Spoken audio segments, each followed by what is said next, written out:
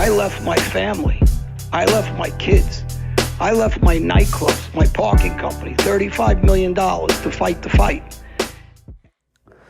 Welcome everyone to another episode of Mafia Truth with John Alite. I'm Felix Savine. To my right, John Alite. To my left, Daniel Goodine. And to my far left, Michael Thomas. But before we get into it today, quick reminder to subscribe to our YouTube channel if you haven't done so already. Subscribe to our Patreon, which has bonus content, all early content, and the ability to ask John personalized Q&As, discounts to merch, a whole lot of good things. So go check that out. The link to that is in the description of this video. And also a big shout out to KCL Automotive. John will tell you about them, and I'll give you the phone number at the end. KCL Automotive, 98 Henry Street, East Stroudsburg, PA. Ask for my cousin Steve, Dave, or Chris at the front desk. It's all car needs, inspections, tires, body work, anything you need, buy here, pay here for people that don't have credit, used cars. Contact us, and we'll get you a good deal. And the phone number is 570-534-8497. And also the signed custom Johnny Alite bats that I think you can see. We've been selling a ton of them. So if you are interested in buying one of them, go to johnalite.com today. You can buy those. You can buy the pre-sale to his new book. And then I think we're going to have some signed photos up there and signed baseballs, I believe, in the near future. So johnalite.com if you want to purchase one directly over there. And that guy that keeps bothering me about my sunglasses, I won't hit you with a bat every time, but I'm going to hit you with a wiffle bat. You keep it up. There you go. So beautiful. So today we have two very special guests. I'll let you guys kind of introduce yourselves and your long history. We're talking about it a little bit off air, but for the people out there that may not be familiar with your stories. So I'll start with, how about you, Dan? All right, hi. Good day. My name is Daniel Goodine. I'm the co-founder of an organization called MEL, Men Elevating Leadership in Brownsville, Brooklyn. This organization was started in honor of my son that was murdered about 17 years ago in East New York at a party at a Masonic temple. I'm an activist in the community. I do a lot with young people, and unfortunately, I just started doing a whole lot with NYPD because of the gun violence in the neighborhood. I'm with the Cure Violence Program with the mayor's office. So, that's mostly what I'm doing right now. Beautiful. And Mike? Hi, good morning. And first and foremost, I'd like to thank you guys for having me. The guy to my right that I'm a little intimidated about, but I'm calming down. My name is Michael Thomas. I'm a retired New York City correction officer. For 28 years, I have my own program called Mr. Mentor, where I'll teach young people how to comport themselves when being stopped by the police. And I'm also a community activist and a private investigator.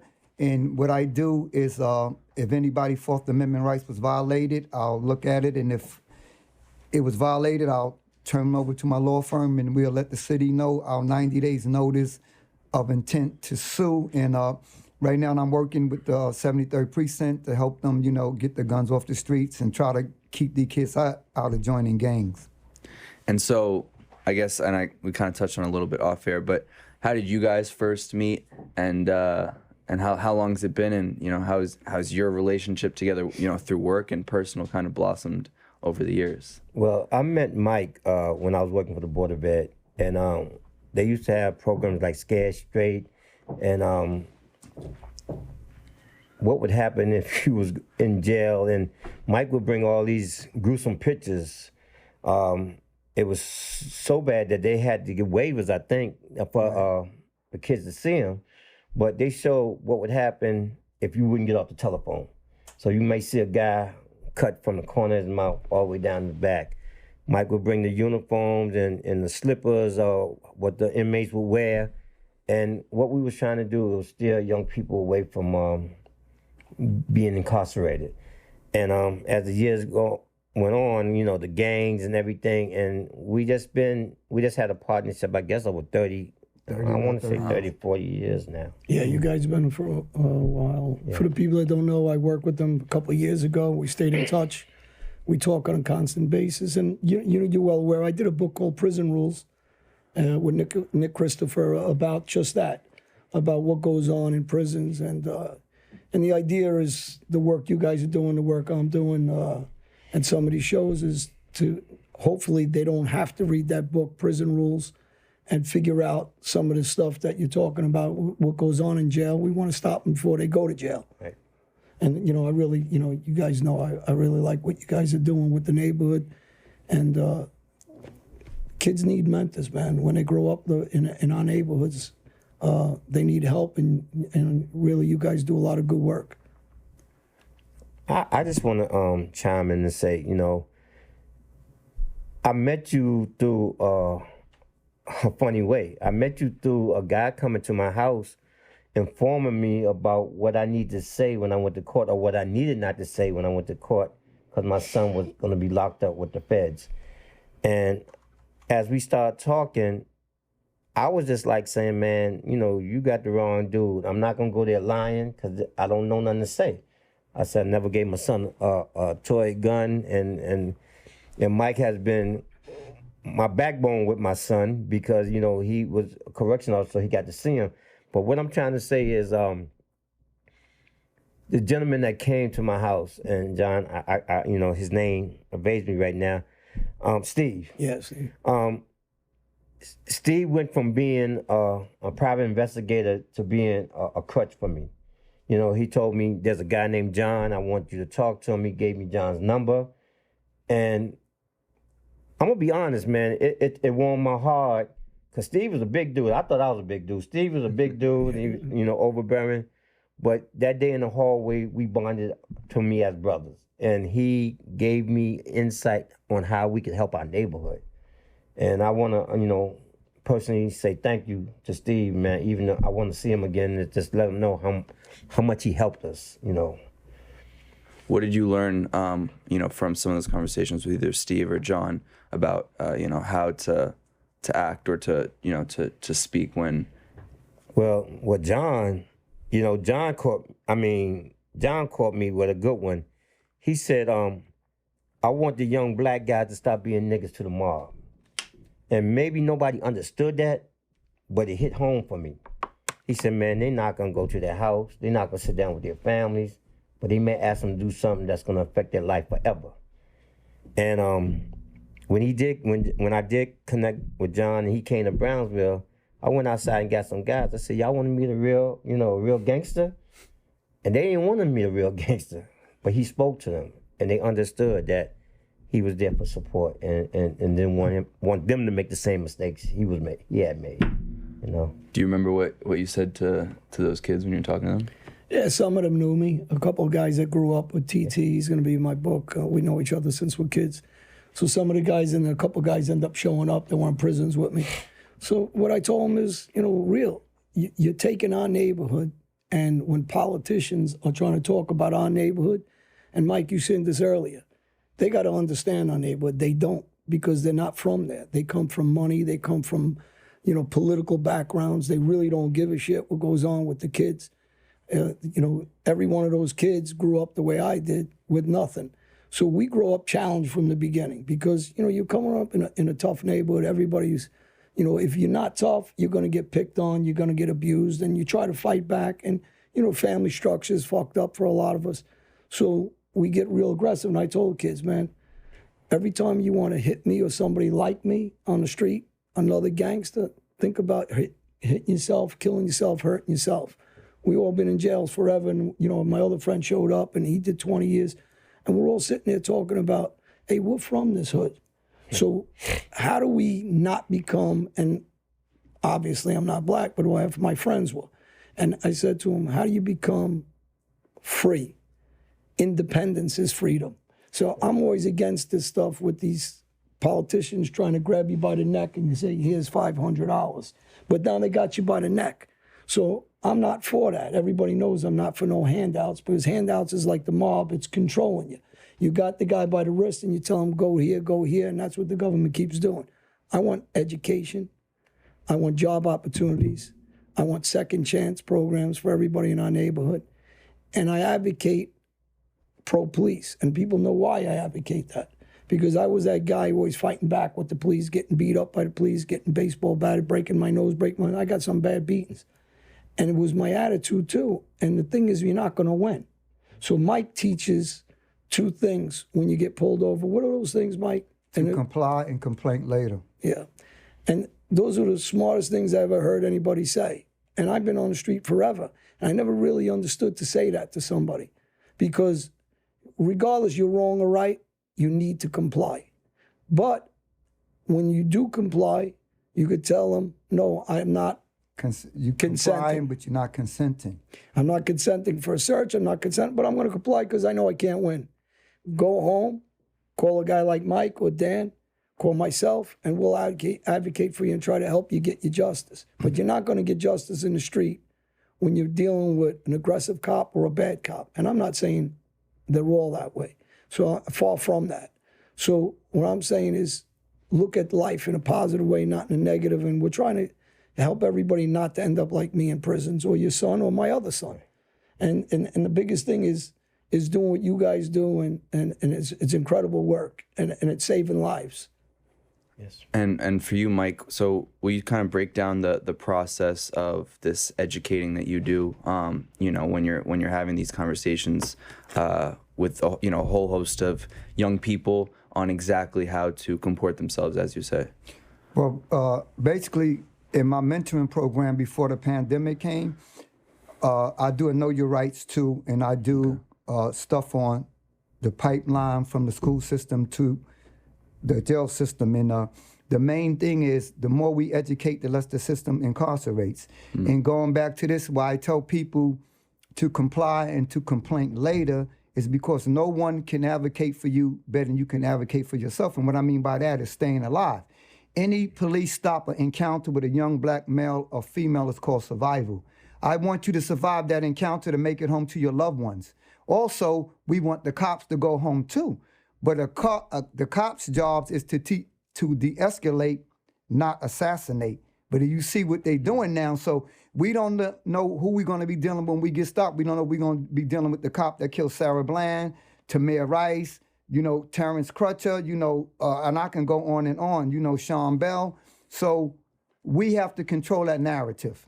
No matter how bad it gets, I tell the people to say I'm complying, but I'm not consenting, and then you invoke your Fifth Amendment rights, so you have the right to remain silent.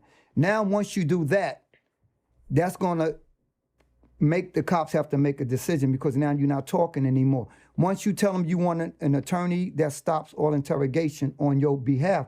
So that's the smartest thing to do because a police officer is the most powerful person in the criminal justice system. And people ask me that all the time. Why you say that? I say that because they can take your life right then, there, and justify it. You know how many lives were lost because we didn't have video cameras? But let me just say this. We have a lot of stuff on video and we still don't get no justice. So people were asking me the other day about the George Floyd case, and I'm not happy with that. That wasn't justice. That was just accountability. We will see if we have justice when the judge sentences him. Then we'll know if we have justice. So that's the part, that I do, and it's helping a lot of kids, and they have the understanding that, getting out here, getting into trouble carrying guns is not, the right way because, a lot of our young men are just ruining their lives at an early age. And what I want them to understand the dynamics of this, when you get older and you want to start a family and you meet that young lady and you tell her, oh, the white man this, the white man that, she's going to tell you, I don't know about the white man, but I know about the light man and the gas man and the rent man and the pamper man. And see, I want the kids to understand this is not a video game. You come through this lifetime once, you don't get this, do-overs. Because right now, with the young black and Hispanic men, they giving out football numbers in the courtroom. When I used to work in the courts, I used to see kids get sentenced to more time than the clock. And it saddened me, and that's what started me with my advocacy because I am a person of police brutality. I was on the job when I got beat up, and my son had guns put to their head, and his teeth got knocked out, and they snatched the phone from my daughter, and then both bosses had to come down to get me out of jail, and that affected me. And I said, you know what? I got to make a difference. And, this happened to me in 1985, and that's when I started my advocacy, and I've been a community advocate since then, and I believe in accountability because right now it's become a part of the police culture.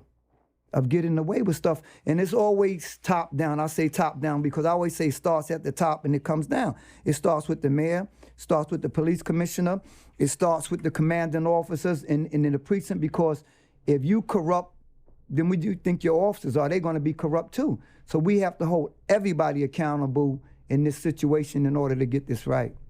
And for you, I mean, in your advocacy and your activism, what are the conversations like when you're talking to police? And something that you said off air that I thought, and that John kind of touched on earlier, that I thought was fantastic, is you said that police need to better understand, the communities and talk to them and go down and meet people. But I'm curious, like, what your conversations are like when you're trying to educate police as well, the same way that they're probably trying to tell you certain things. I'm curious what those conversations look like. One of the most dynamic conversations I have with police officers in the community, when me and Danny see them, and I take them to the side and I say, listen, you can't come and kill young black men in my community and lie with virtue and impunity. In the same way you love your kids, these people in the community love their kids too. So the same way you feel for your kids, okay, these kids over here may not have as much as your kid, but they have love. We poor, but we got love. See, people don't understand sometimes love is more than money in our communities. Yep. Self-discipline and respect is more in our communities. Mm-hmm. So in order to police my community, you got to understand my community. You can't come in my community and think every kid is a drug dealer. Some of these kids have nice cars, but a lot of these kids work. I know a lot of kids in Brownsville and Bed-Stuy that got Jaguars, Mercedes-Benz, but some of these people work for transit. Some of them are police officers that you don't even know. So in order to police the community, you have to understand the community. And the only way you're going to understand the community is by introducing yourself to the community. Okay, you can't hop behind that shield. Okay, when I wore my badge, I wore it with dignity and respect. And I didn't think I was better than the people in the community, because anybody can be had and anybody can get got. Me and Danny stopped a lot of assaults from police officers in that community where these young men was really going to go at them and set them up. So if you walk through the community, and like I said, God rest my sister soul, she had Brownsville on lock, and I learned from her. When you learn how to articulate, okay, that diffuses a lot of situations. And I like to always bring this into my conversation, the difference between a correction officer and a police officer. Everybody say, oh, how did you do 28 years? I did 28 years, and I had the worst housing area in the jail. I had D block and HDM. Everybody on my block was going upstate for at least 30 or 40 years. And I could have got killed any day I went in, and I made it through. Good morning, sir, how y'all doing? I couldn't be the judge, the jury, and executioner, because I believe there's only one person that can judge us, and that's God. Because we all got some bad in us. So I respected them guys, and when you give them respect, it's reciprocated back to you. Same way in the community. If you respect the young men in the community, they're going to give it back. But a lot of these cars, now I'm going to tell you about a situation I had. 15 of my guys that was in a tournament with Danny and Mel. So I was on the corner talking to them. They jumped, the cop car went by, so one of the kids, and he was wrong, he said, I don't want to curse on it, but he said, F the police. Now you would figure they would keep going. They put the car in reverse, and backed up and jumped out the car. Who said that? Who said that? I said, whoa, calm down. These are my guys. He said it and he was wrong.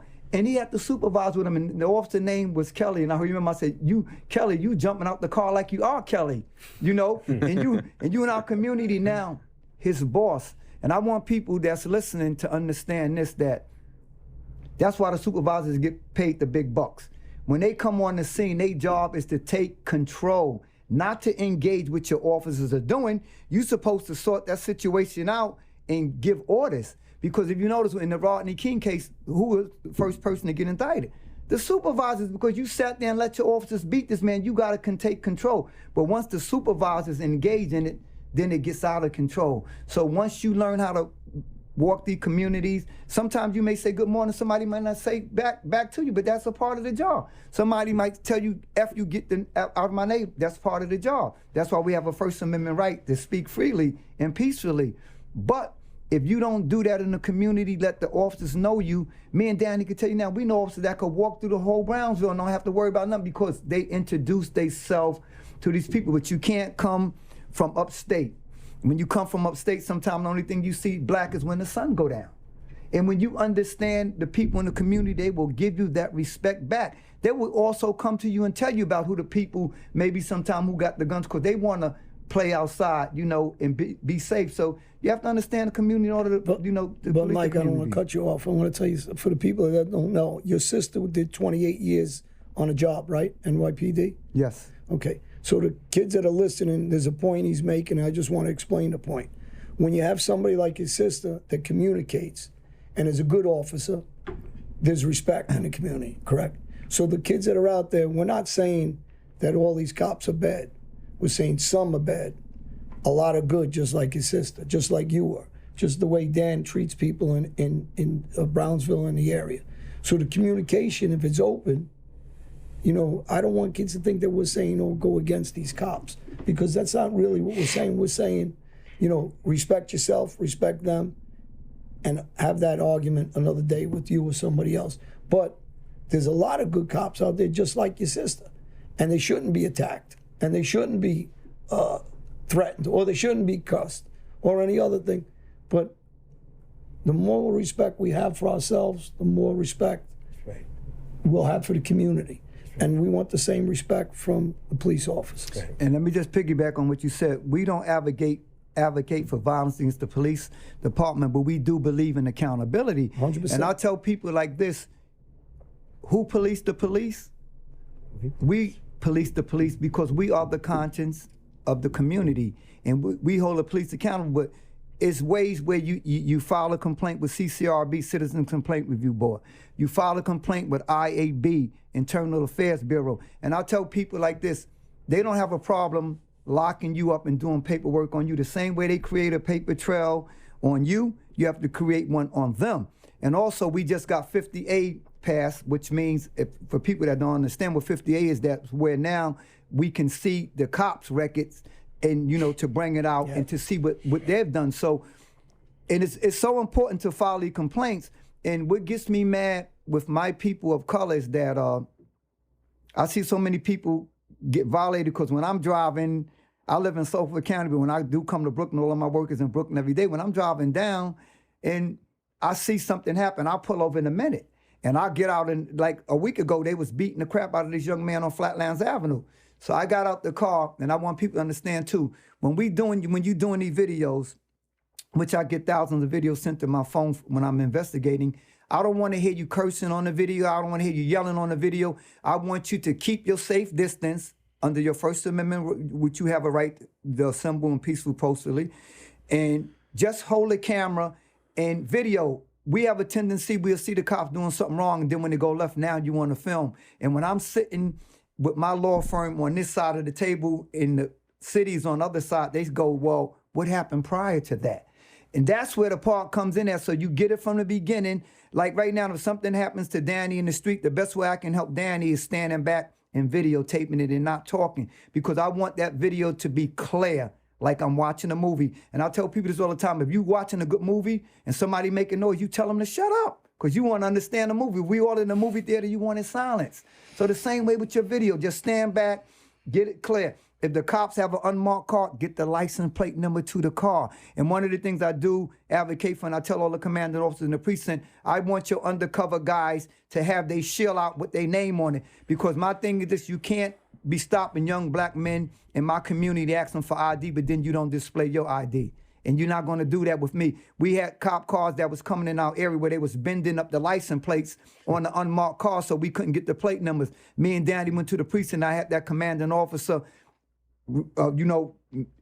immediately have that stop. I said, look in the back of the precinct. There go the cars right there. Why are these plates bent up? Because if I'm driving down the street and my plate is bent up, that's probable cause for you to pull me over.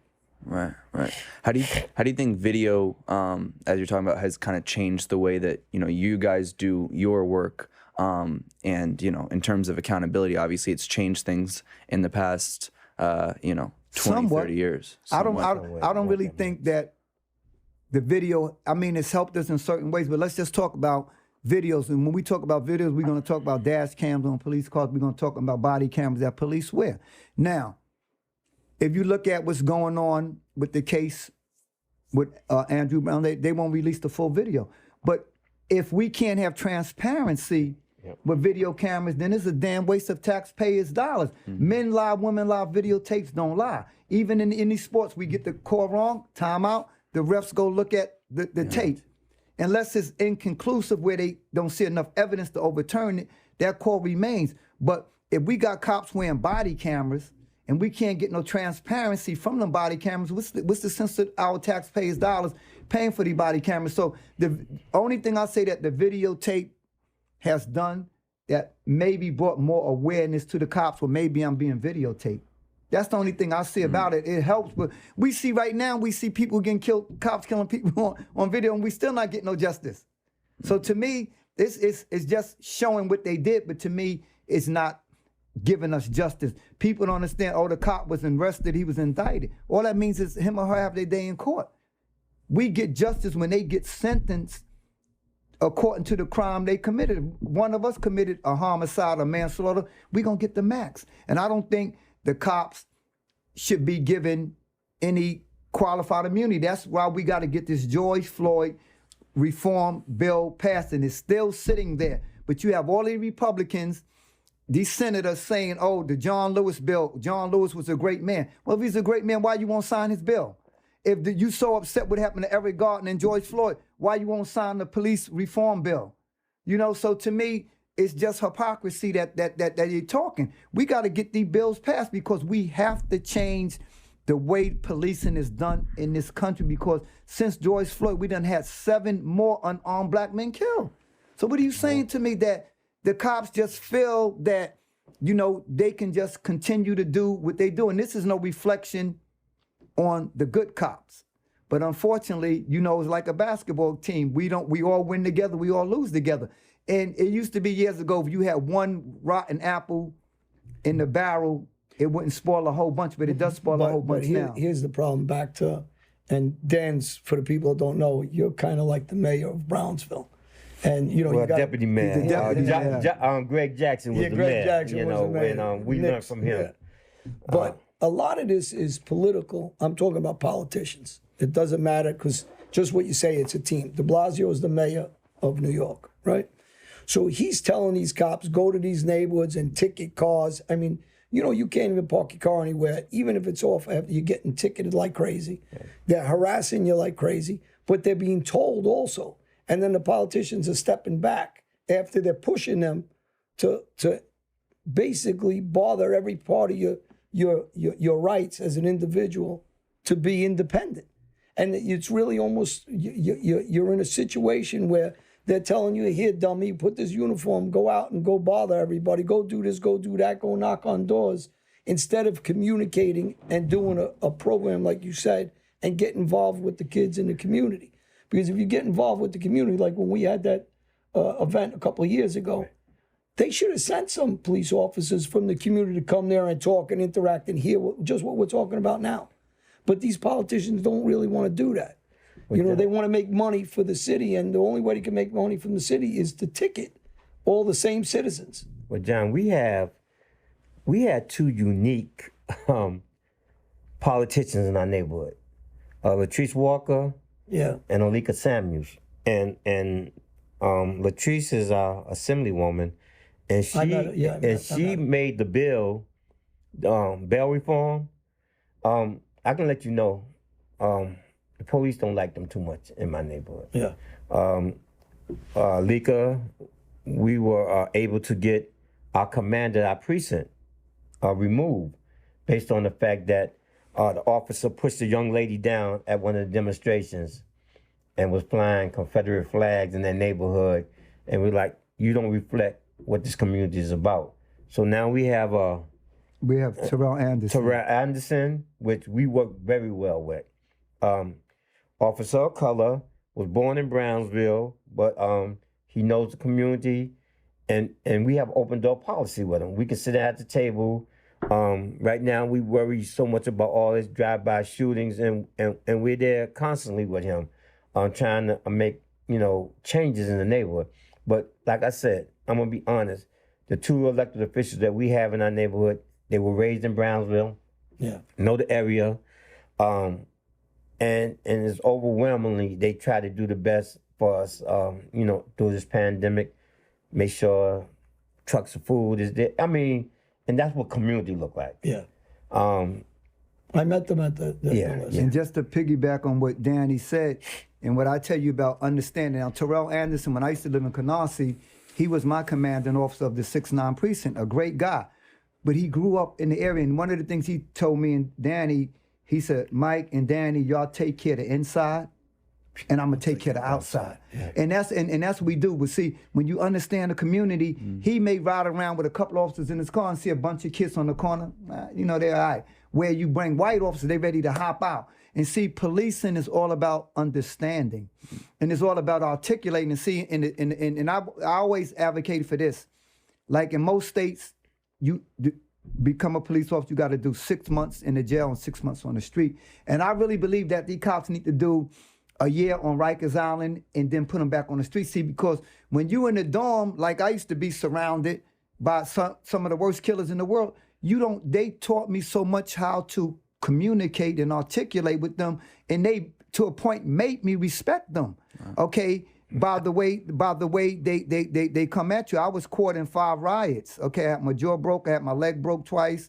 You know, my eye socket busted out, and not that they was coming at me just because it was a riot. And I got 300 guys I'm surrounded by, and I don't know who hit me or who struck me. Okay, I also had 2 suicides, young kids that hung up on me, and I was out of work for 16 months, and I still suffer from that today. I'm not, you know, I'm a little embarrassed to say it, but sometimes I go to sleep and I do have nightmares about the young man that I had to cut down. So that still really It's not embarrassing. affects me. It's that, not you know, I embarrassing. had to talk to someone about that, because I said that's somebody's child, you know, and It just shows your heart. it just goes out to me. And I used to get called inmate loving. I was telling Danny this because when I used to work the corridors, you sit there with my desk, I have 150 guys going back this way to their housing area, 150 coming into the mess hall to eat.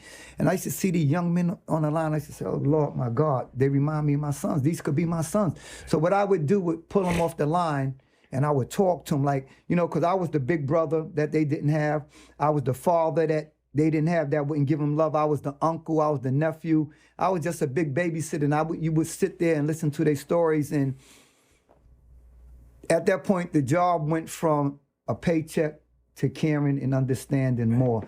That, I mean, I was making $150,000 a year doing overtime, and then it got away from the money. I said, wow, this is somebody's child. But I didn't know all that time God was preparing me for what I was doing now. He was preparing me for my next step when I retired, that, you know, this is what I want you to do. You know, I'm a, you know, youth minister too. And, you know, sometimes, when I talk about God, you know, he says the steps of a righteous man are ordered by the Lord.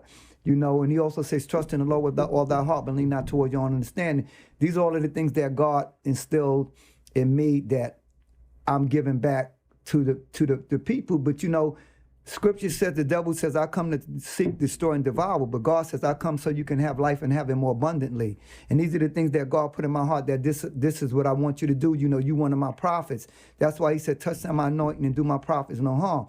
So God has touched me to deal with people. And that's my calling. At one time, I didn't know my purpose. I didn't know my calling or my passion in life. And when I had that accident, God spoke to me, and he says, don't be afraid to go out and preach the gospel. Don't be afraid to go out and do the work that I'm giving you to do.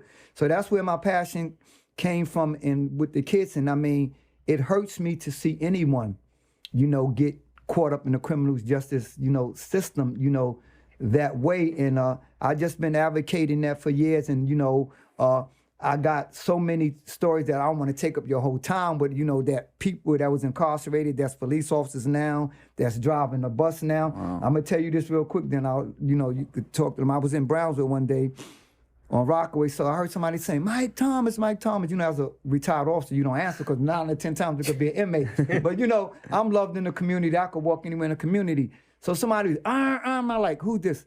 The guy was driving the bus. He stopped the bus in the middle of the street, had his wife and kids on the bus, and he ran off the bus and gave me a big hug, and we started crying. This was a young man that was locked up in my jail, that I had spoken to when he was 22 years old. And I said, this is not a death sentence. Your mother didn't carry her in your womb for you to be no thug or no gangster. And one of the things, my mom lived, God rest her soul, my mom lived to be 93 years old. And I told you, our family of 15, I'm the youngest of 15 kids. And she said, when you know better, you know, you do better. Yep. And she said, when you in the street, the way you act is a reflection of the way I raised you. So I always do that. You know, I said that, you know, my mom wouldn't want this. And I tell all the young men that I mentor, mommy's here, the streets here. But they have to understand this, the streets don't love you. All they do is take you away from the people that do love you. Yeah. And that's been my thing with them all, you know, all the time. And I mean, the work that me and Danny is doing, I mean, it's just so phenomenal, you know, that, but we know all in the end, all the glory goes to God. Hey, everybody out there, for people that don't know, I have a Patreon channel that you can subscribe to, please. And we'll talk about content that is not out on YouTube. It's exclusive. We'll cover Q&A on a regular basis once a month. We sell my baseball bats and they're autographed, and we will talk about content that you won't hear anywhere else but here on Patreon. Thank you, everybody. Please reach out and subscribe. Thank you. I mean, I think personally, I think that that's beautiful. And I think my question to you is, you know, like that conversation that you had with that 22-year-old kid when he was in jail. I mean, what's it like when you bring a young guy to the side and you're talking to him in jail? I'm curious as to, you know, what you say, because obviously it resonated perfectly. And then, you know, a moment like that is beautiful. I'm glad you asked that question, because when and Danny can tell you when I do you know you're right, so I do a mass incarceration program. This is what I do. I sit all of the kids, okay, in the area. Like when I mentor in the school 3 times a week before the pandemic, but since the pandemic, I'm not there no more. So I take them to the side. I say, let me ask you something, you know, because all of my guys, I used to get on the computer and I made sure I knew what they was in there for, because if I'm dealing with a bad guy, a killer, they have nothing to lose. So I used to tell them, you know, I see you in here for a murder or a robbery. And I said, hold up. How would you feel if that was your mother that somebody shot? How would you feel if that was your sister somebody raped? How would you feel if that was your brother somebody gunned down? And I said, hold up, answer this. Because, you know, God says, so shall a man sow, so you reap. And you can't do all of these things to a person and you know, you don't have no conscience, but when it happened to you. And now that you said, I'm gonna tell you an amazing story. I knew a young man, and Dee probably remember the kid that shot up the Galaxy on Pennsylvania. He goes in the Galaxy, he pulls out a gun with a bag, everybody taking off all their jewelry and their money, and they dumping everything all into the bag. And he shoot and kill 2 people for no reason. So this is the same guy that came into my jail, and he's on the phone one day and he gets a call that somebody shot his son and killed him. And he went berserk. He's ripping the phone out the wall. He breaking the plexiglass and everything. And I tell the story to the kids all the time. Where was all that anger and aggression when you shot them other people? Because that was in your family, so you didn't care. And this is what I tell the young kids all the time. The same way you love your mother, this young man here loves his mother. The same way you love your sister, that young girl right there loves her sister. The same way you love your father, he loves his father. And then I also asked him, any of you guys ever been to a funeral? Have you ever lost a loved one? You see people crying and you never come. But when you kill that person, now we're not destroying families anymore. We're destroying generations. Yeah. See, a mother could lose a child to a car accident or a sickness, but when we lose people to gun violence, you never come back from that. Me and Danny know this young kid, Isaiah, got killed on Saratoga. The guy emptied 18 rounds in his back. And I was working with his mother because I do a program called Mothers Against Gun Violence. And we go into schools. And I just sit back and let the mothers talk about how I came downstairs. And Isaiah's mother, all of his clothes is in the room. She lived in Marcus Garvey. She said, when I walked downstairs past his room, she just breaks down and cried. Got to her so bad she had to move to Atlanta because she couldn't take it no more. And I want the kids to understand the dynamics. This don't go away. Nope. It stays with these families. It stays with your nieces and your nephews and your loved ones. So when you killing people, you're not only destroying yourself, you're destroying generations, and these families never come back from that. I had a young man that got killed in Brownsville, gun violence. His mother took 80 pills and overdosed and killed herself because her son was gone. And she couldn't deal with the reality that my child is gone. But it hurt, not only do it affect the mothers, it affect the father. You can imagine a mother with the memories carrying, giving birth to this young lady, a daughter, and pampering them and bringing them up. Then you lose your child to gun violence. It's a sickness, and that's what we have to stop. We have to stop killing each other, and The same way the community, we can't be outraged when a cop kill one of us. Right now, when a cop kill one of us, everybody's protesting, and I'm not gonna blame the victims with all of the stuff going on around, but we marching for George Floyd, we marching for Sarah Bland, we marching for Tamir Rice, we marching for Amadou Diallo, we marching for Terrence Crutcher, we marching for, Walter Scott, Daquan Mitchell, Oscar Grant, all of these people we march and protest for in our communities when they killed by police.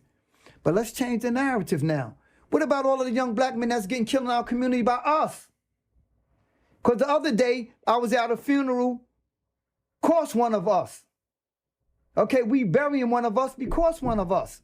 Where's the anger in the community when the cops shoot a young black man for no reason? We protesting, we in front of the precinct. Where's that aggression and anger when we kill each other? We can't sit back and be apathetic about that. We have to take on and have that same energy when we kill each other in the community, but it don't happen. And that's what angers me. Yeah. That we not marching and protesting for signs, oh, we killed Mitchell Blake, and I'm just making up a name, and we marching down the street and we outraged. But no, we get outraged when the cop do, but we got to bring that same anger and aggression when we kill each other. And what are some of the reactions that, when you're in a school educating some of these kids or bringing in, a mother talking about losing her kid? Do you feel like that resonates? And if so, how do these kids react or converse with you afterwards when they hear you talk about all these different issues? I think when I be doing that, that makes my day so much. I go home and I just say, God, thank you for using me, as a vessel. Because what I do is for the last 30 years, I buy every paper every day. And I cut out every article. And I do display boards. See, we know when we talk with pictures, it shows 1,000 words. And Danny could tell you, I got over 2,000 display boards. Wow. And I put them all up on easels, but I keep them closed. Then when I finish, I open it up. Mom killed by a stray bullet. Little boy, and they see him in the paper, they see everything, and that's when it gets them. Yeah. And it sinks in. I said, that could have been your little brother right there. That could have been your mother right there. And they all get up and they walk and they look at the boards and tears be flowing. And I'm an emotional person because my work is my passion. Mm-hmm. And I just, like I said, I got 8 kids, okay, from a family of 15. I just love young people. I love people of all color, and when we did the thing the other day for the George Floyd, and this was amazing. It was a 90-year-old lady, and she was looking at my boards, and I was doing an interview for Channel 7 and News 12. She said, I'm 92 years old. She said, why in the hell are we still going through this? Mm-hmm. I cried, and she hugged me. She said, give me a hug, black man. A 92-year-old white lady downtown Brooklyn on Camden Plaza West and Clark Street. And she had a black nanny with her. And she was walking with her, and she stopped. She said, take a picture with me. When I finish, I'm going to show you the stuff on my phone. And we cried, and it was a mother. They had the 3 beautiful white little kids with dogs. And she said, Mister, she didn't know my name. She said, I want my kids to kneel with you, and I want them to take a picture with you. Now, it's bad when you see a young little white girl pointing to George Floyd and said that was wrong what the cops did to him. I was like, wow, I cried. I'm a big baby. I cry. I just cry a lot. And when I tell people, like when I'm with Danny, he gave one of the most amazing speeches I ever seen when I was at him with some things, and I was crying because I cry because my heart is filled with love. Mm-hmm. But I'm also like to hold people accountable when you do wrong too. Mm-hmm. And it was just so amazing that in that school, I had kids that would have 40s and 50s. After me being there with my program and showing them, that whole class went from 40 and 50s and went on an honor roll. Wow. That's nothing but God. That's not me. Wow. That's God, touching me and me touching them. Okay, because I couldn't do this if I wasn't anointed, and appointed by God, and it's just amazing that it resonates to them and they have an understanding. Wow, if we want to make change, Look at this board. If right now I could fill your whole room with boards for what's going on in the streets, police violence, violence from us. And that's what I do. I show our violence and I show the police violence. So you want to get on the police, but now let's talk about what we're doing in our communities. Look at the board for us killing each other. And it's just the greatest feeling in the world that I get, out of, helping young people and just helping people in general. Even people our age, when I do You Know Your Rights, I teach people of our age in here their rights. And it's just been a blessing. I'm just so blessed, and I thank God every day for blessing me to, do what I do. Well, I think it's also inspiring to, on a personal level, to see people not only that do the work that you guys do, but, I guess my question is, how do you stay so loving and positive and with good energy when on a daily basis you have to deal with a lot of very difficult subjects, a lot of, very destroyed families, but still, can be filled with love and have a smile on your face at the end of the day? It comes from the root. We had a mother, a father. We had a family. When I came back to New York from Virginia, I left an aunt, an uncle, a grandmother in a home, and I came to work in New York in a temporary housing shelter. I didn't know what temporary housing was. Who's homeless? What's homeless? And I worked in a homeless facility, and I'm saying, but where I come from, there's no homeless people. You could be homeless in Virginia, where I came from. Right. So the love that we got at home in a small place called Palmer Spring, Virginia, we call it the middle of heaven. John, if you came down the road and you got stranded, it wouldn't be over 2 minutes. You couldn't get stranded in my hometown. People care about people. And the same care that we were raised with, you try to bring it to a place like New York, not knowing it's so huge and so big. But it doesn't change your heart. It don't change your humanity for people.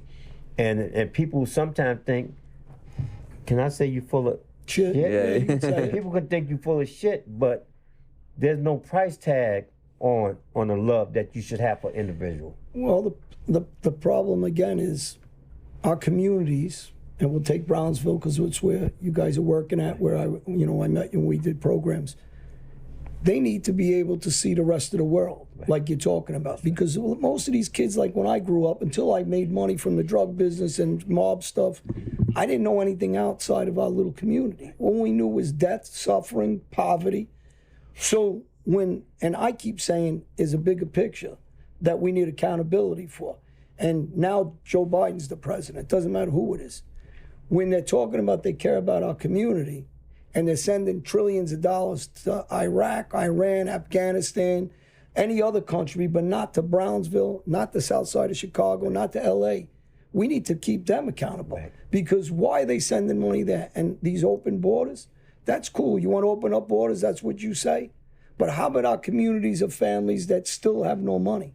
How come you're not helping them, but you're giving it away to other countries that are coming through this country? How about starting in our neighborhood first? How about leaving programs so those kids can go to a basketball game, can go to a football game, so they see there's something else besides violence and drugs, and they can respect themselves?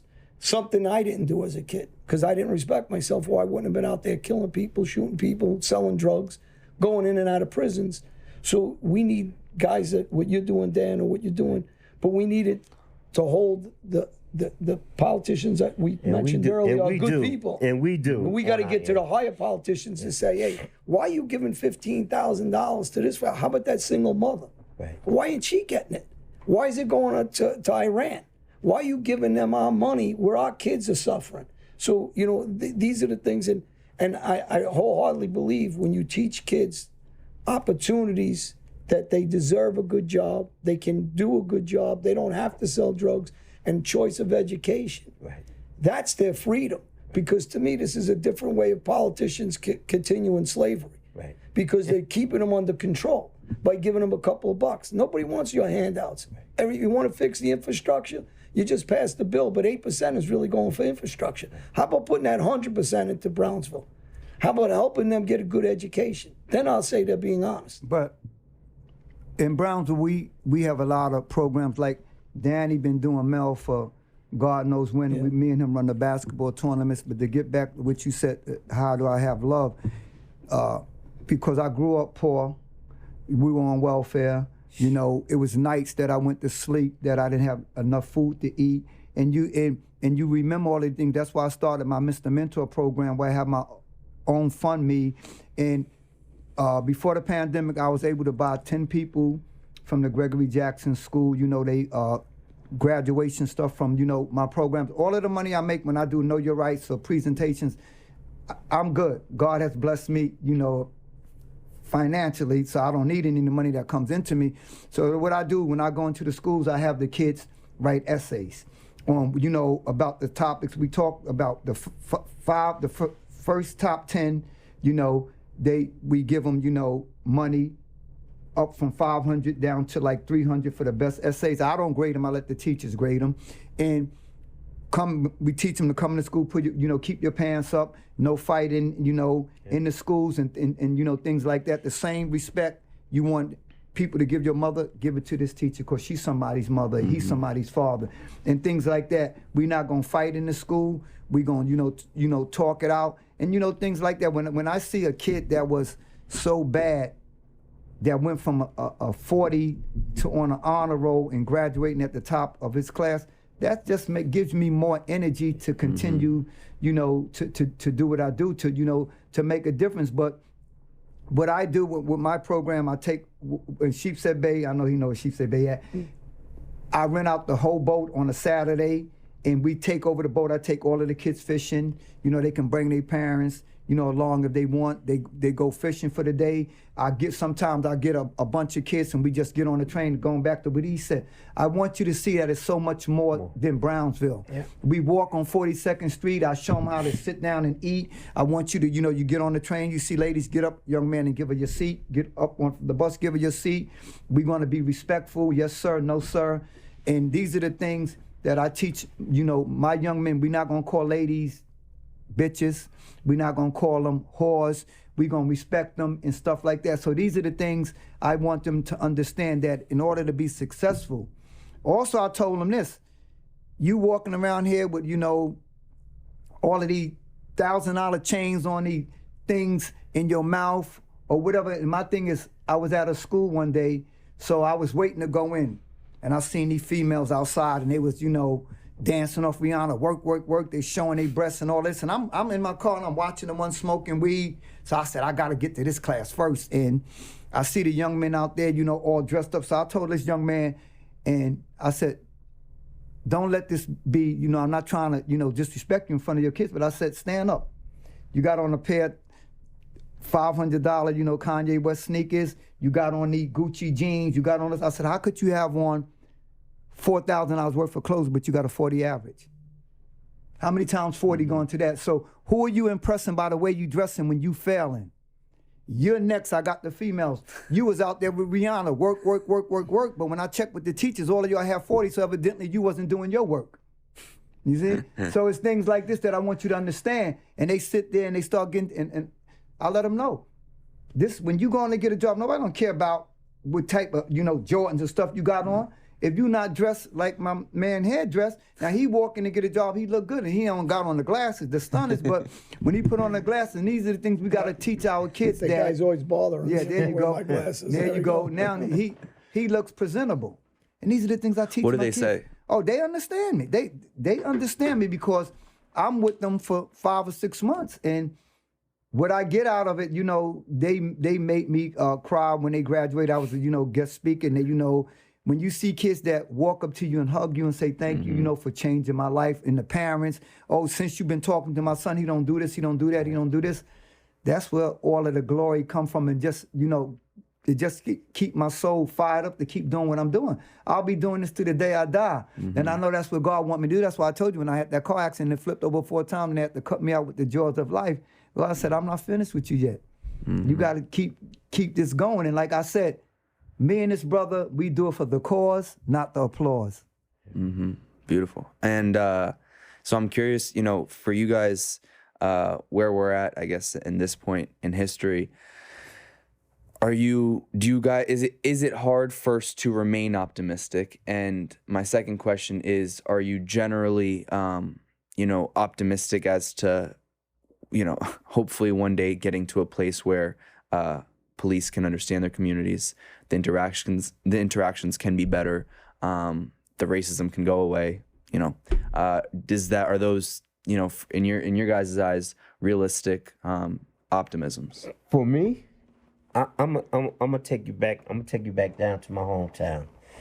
When we left from elementary school to go to high school, it was different for us. Elementary school, our integration was a Native American teacher and a white guy that looked like John, that came from New York, that was a hip dude, Mr. Clark and Miss Oxendine. And by the time we got to high school, now it's black, white. And when we started playing sports, I got to hit John, and then I picked John up and pat him on the ass and said, "Don't believe what your father told you about them niggas." And guess what? Class of 76, the black and white, we still talk. We have a relationship. I lost 2 classmates last week, class of 76. One worked for the Obama administration as a veterinarian. So through my classmates of class of 76, I knew that I had brigadier generals, Supreme Court judges, good people. I hang out with Mike because I want them to know about my friends down there that I still talk to.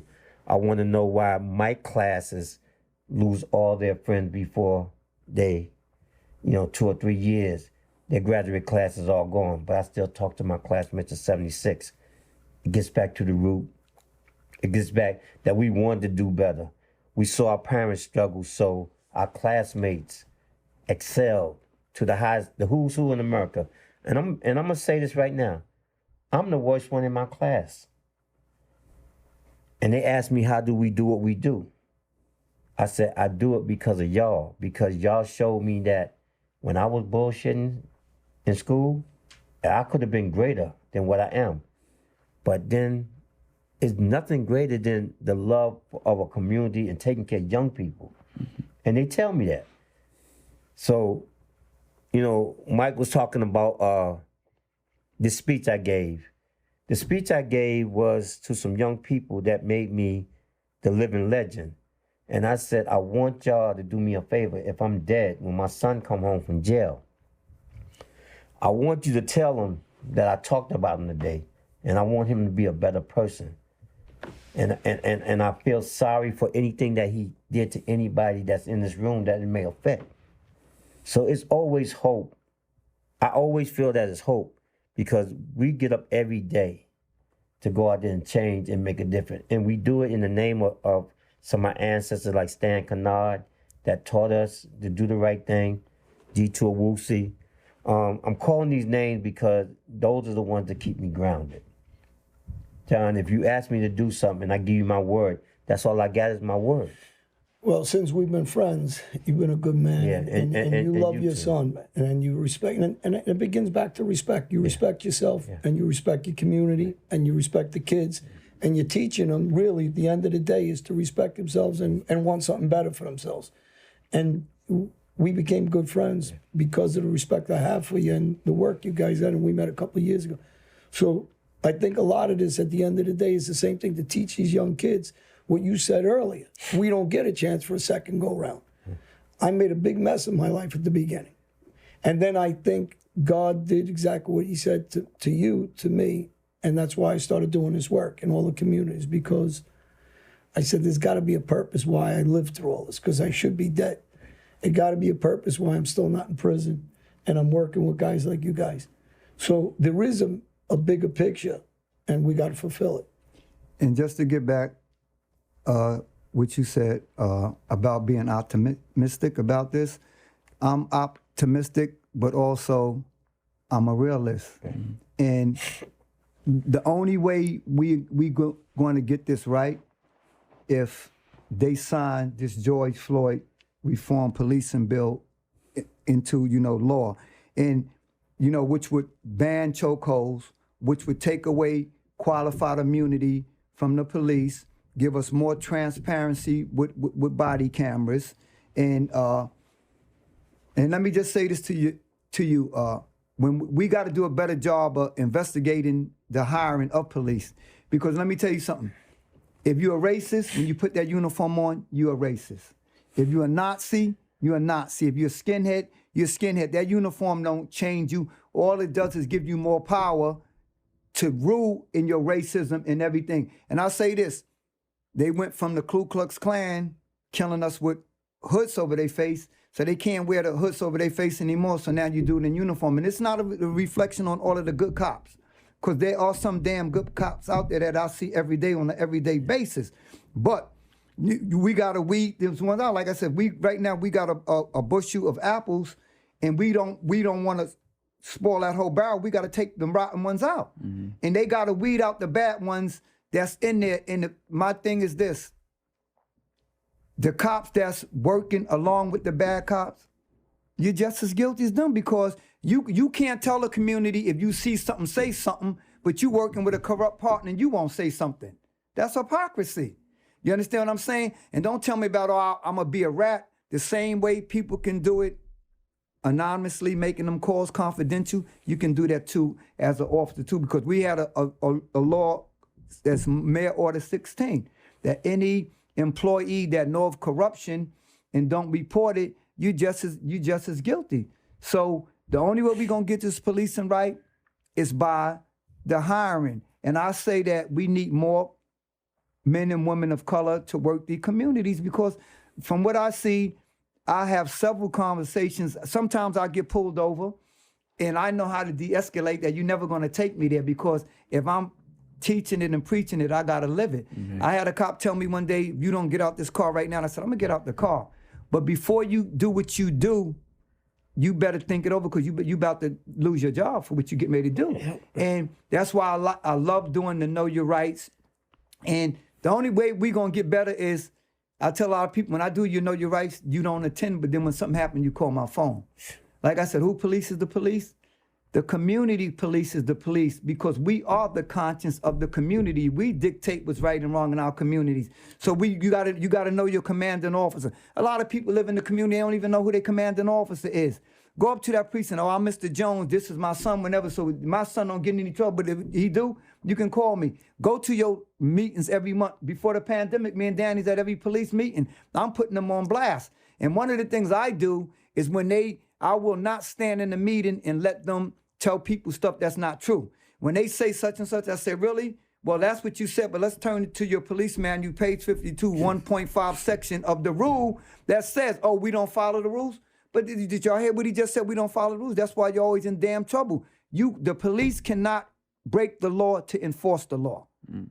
They cannot do that. And I'm not going to let them do that. If I'm wrong, I stand corrected. But I know my stuff very well. We're going to go to that police manual. And if the commanding officer don't hold his cops accountable, we're going to get them transferred out of our police station. Yeah. Know the cops that come down the block in your area, take their car number down, take their shield number down, okay? We have to hold them accountable working in our community, but also we have to stop giving them reasons in our community to arrest us too by doing dumb stuff too, okay? And I'm not advocating for anybody for police violence, no. The same way I want my young black men and women to come home every night, I want the cops to go home safe every night to their families too. And I just want to say this, at the time of an injustice anywhere is a threat to justice everywhere, but at the time of an injustice, if you remain silent, you have chosen the side of the oppressor. Mm. Now, my question for you as well is, you guys do obviously so much fantastic work. But for the people who aren't, maybe on the front lines or in those rooms having those conversations, the everyday average person walking around any neighborhood, what is the best advice you can give them if they want to do their part in trying to make, their community a better place, this world a better place, the average person who's not, doing all the day-to-day work that you do? Stand up for what's right. Me and Danny give out cards all the time. I go through sometimes 500 cards in a week for all of the work I do. I give out cards and everything. You have to take a stand. When you see stuff is wrong, stand up for it. Hey, Dan, okay? If you sit back and be complicit. Like I say this, if you condone it, you own it. Yeah. Okay? We have to make a difference. Each one, teach one, reach one. The more we educate, the less the system incarcerates, okay? We can't do this individually. We have to do it collectively. And we all have to stand as one in the community. We have to call shit out that's wrong. And I'm not telling you to call it out because people got to understand, in the black communities, if you call stuff out and they see it, they'll come at you and shoot, you know, your family or whatever, you know. So you have to do it in a way where they not going to know you did it. But this is not about snitching. This is about keeping the community safe. Because right now, my thing is when the sun come out, the guns come out. Yep. And I want these young people to be able to have a good summer. No little kid should have to worry about bullets flying when they outside jumping rope or they outside on a basketball court playing basketball. And to the young ones out there that want to gang bang, I mean, it's not even a code no more in the streets.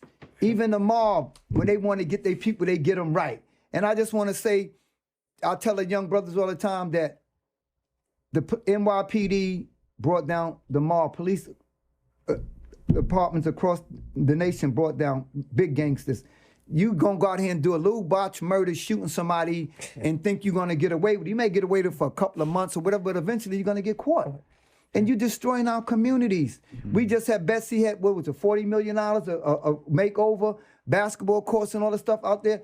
Let's let the kids have a good summer, because I am sick and tired of being sick and tired of, you know, bullets flying, mothers crying, babies dying, you know, doing press conferences about stuff in the community. I don't want to go through that this summer. So I want to tell everybody out there, we have to work together.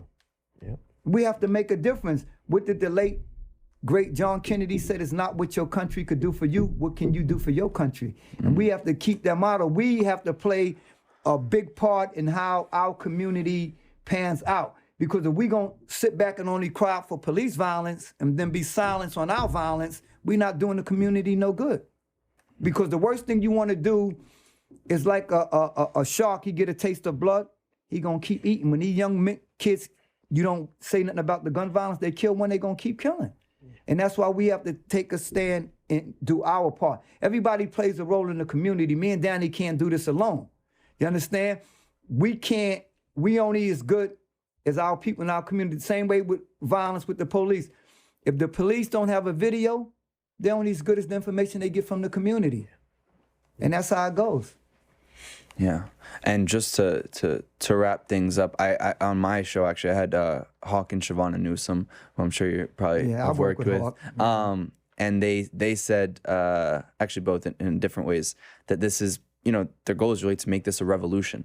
Do you believe that we are in that revolution, or we're approaching that revolution, or do you disagree? Listen, for me, I'm the old head at the table.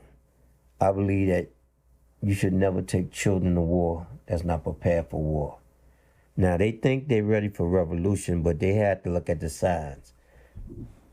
I'm going to say something that may get me in trouble, but I want them to understand this. Out behind King Plaza at Fort Benning Field, all the uniformed services trained. There's a Marine Corps base back there. There's a Coast Guard base. Your helicopters take off. All your uniformed services prep. You would think that sanitation is just sanitation, but no. When the revolution started, the sanitation trust gonna block up every highway. Every uniformed service gonna do what their 12-hour tell them to do, and they're not ready for that. They think they are. I came from one of the most militant organizations that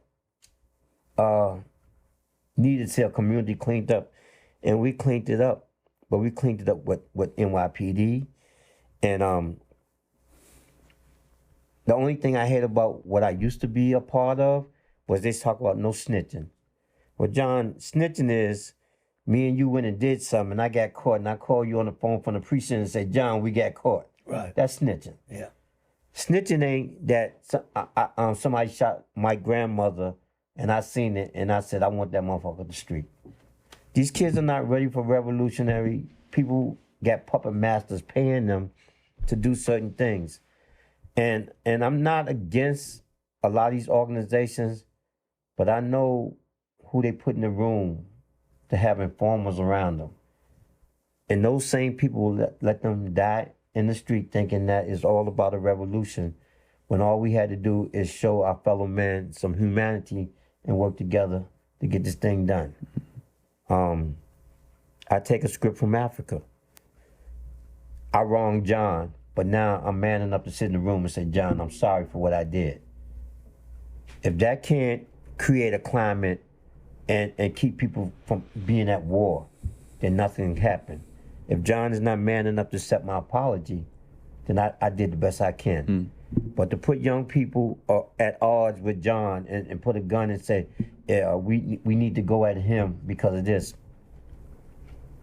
Eye for an eye, now everybody walk around blind. And as a father that lost sons, we want to see a different atmosphere. We want to see a different climate. I wish them the best in their endeavors, but I'm letting them know that hate only creates more hate. And I used to be like John. I used to fight every police I saw. But I figured out something, that I was wrong. I was wrong. I used to think F the police, but I still got called 911 if my mom got sick. I had to call an ambulance. I had to call the police. They didn't say F me when they came to the house. So I changed my behavior, and I'm sitting here, and I'm gonna say this, and I'm gonna leave this alone. I'm sitting here today because what me and Mike tried to do over the years, when my son got killed, it took me 2 days. I wanted to kill everybody that had something to do with my son's death. But I thought about it.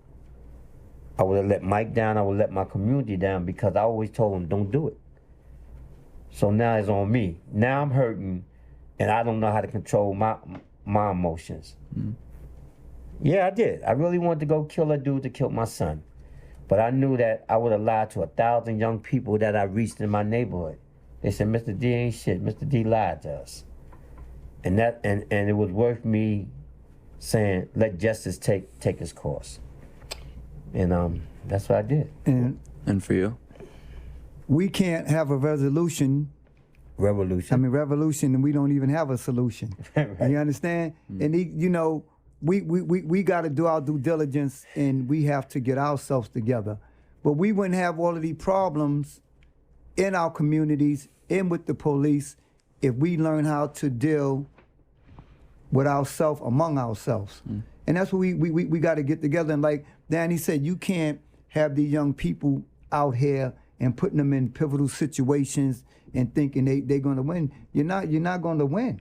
And all it's going to do is create more devastation and more, stuff in the community. See, sometimes people think because they make a name that, you're going to have a posse behind you. And I've seen it happen so many times. When it come, people going to fall back. People going to fall back like we not ready for this. We got a long ways to go as people, but if we want to prepare our young people for the future, then we have to teach them. Like I said, I believe the children are our future. We have to teach them well and let them lead the way, Like the song said, we have to show them all the beauty inside that they possess, And that's what we got to do with our youth. And like Dee said, people look up to you and see what you do. Sometimes